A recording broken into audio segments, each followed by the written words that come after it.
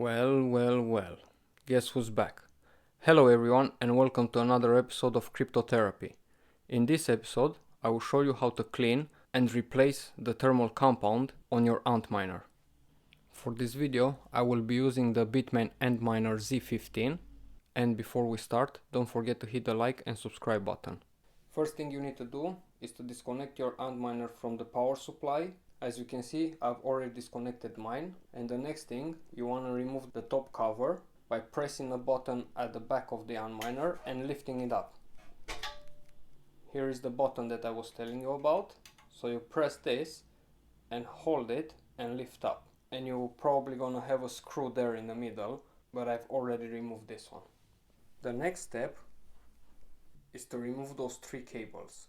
Let me zoom in. Maybe a bit more.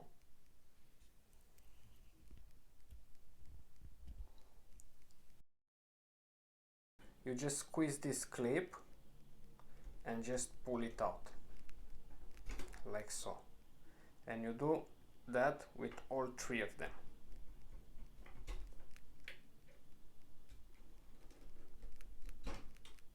Now we can zoom out, and if you plan to clean the entire miner, you might want to start from the front by removing the fans, cleaning them out, and if you want to clean inside, you will have 4 corner screws that you want to remove and take off the front plate that is holding the fans.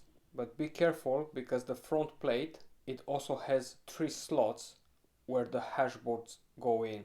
I normally start with the front when I clean it. But for this video, I will start from the back, because I just want to remove one hashboard and show you how to replace the thermal compound. So I'm gonna turn the miner around.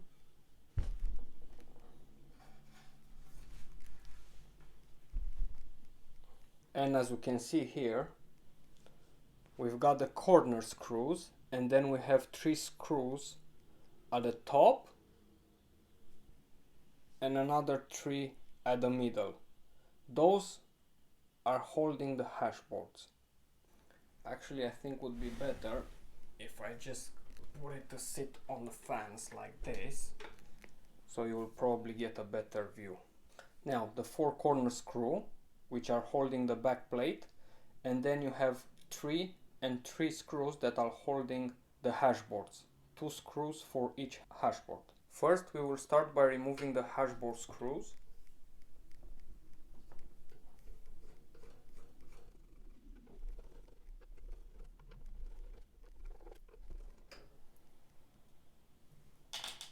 And then we will be removing the corner screws. Now we can lift the back plate. As you can see, it has 3 slots for each hashboard. And now we can remove the hashboard.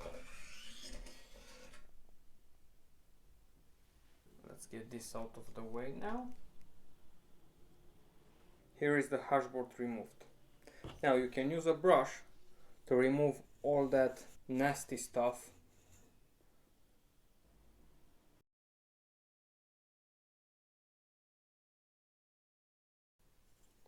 Let me zoom in, maybe we can get a better view. And I know what you're thinking, it might be a quicker and better way to do this, just by using an air gun with compressed air. But that's not a good idea, because the water from the compressed air, it will oxidize your heatsink fins. And if you're thinking of using an air drying filter, you will still get some oxidation. I've already tried with a double filter, and I think it's better to clean it using a brush. Once you clean the hashboard, we're gonna remove those 3 heatsinks. The smaller heatsinks, they have thermal pads underneath, and the big ones, they have thermal paste.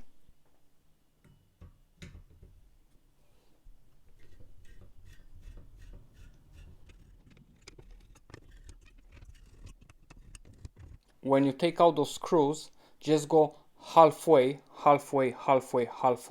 and then repeat the process. Don't try to unscrew it all the way in one go. Once you did that, you can remove the heatsink. Now to remove the thermal compound, I use thermal material remover from Arctic. It's very easy to use. You just put like 2 drops, and then you can use a swab if you want, but I prefer using kitchen towels. Oh, this one was very dry. Once you've done cleaning the processor, you can start with the heatsink.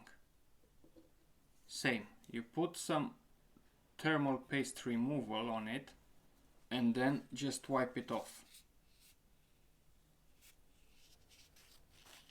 Once you remove the thermal compound, I normally use thermal surface purifier.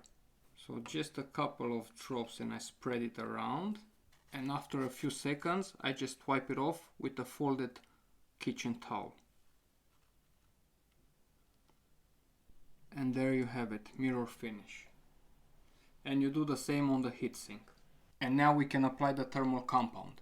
I will be using the Arctic MX5 on this hashboard, and on a different hashboard I'm gonna put the thermal grizzly so I can see which will perform better.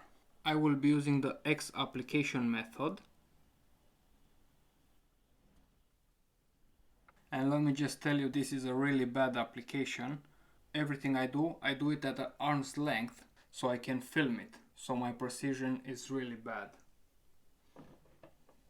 Now we're just gonna put the screws back, but a tip is that I normally unscrew the screw until I hear a click, and then I know that the thread is just about to go in. So I give it a turn and I know it's on. I do the same at the other one. I unscrew it until I hear a click. That's the click. Now I screw it a bit. Same with this one.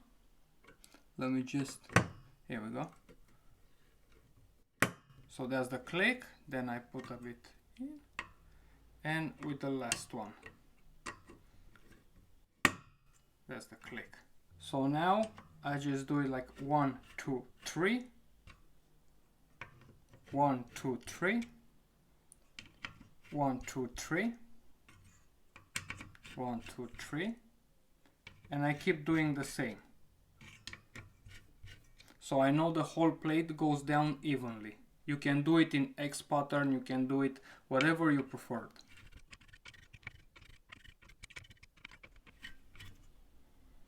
So now you can do the next one and the next one and do all the 3 hashboards. I'm not gonna do it on camera because this video is getting long enough and I don't have a proper filming setup. So it's really awkward and hard to do it at an arm's length. So that was all for today. Thank you for watching. Don't forget to hit that like button, subscribe, and I'll see you on my next video. Salut!